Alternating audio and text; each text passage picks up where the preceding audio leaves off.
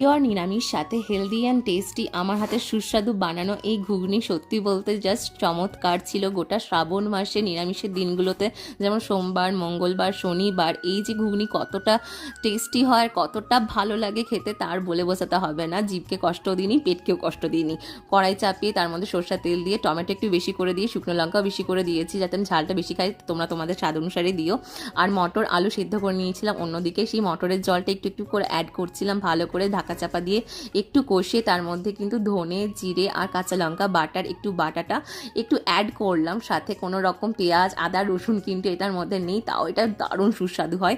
হলুদ দিয়ে ভালো করে কষিয়ে ওটার মধ্যে মটর সাথে জল, আলু সমেত কিন্তু এটা অ্যাড অন করে দেবো, ভালো করে ফুটতে দেবো, ধনে পাতাও দিয়ে দেবো আর ওপর থেকে গরম মশলা দিয়ে নামিয়ে নেব। আর এটা জাস্ট ব্যাপক হয়, লুচির সাথে হোক বা মুড়ির সাথে জাস্ট জমে যায়। ওপর থেকে যদি শসা একটু একটু লেবুর রস চিপে নেওয়া যায় তাহলে তার বলাই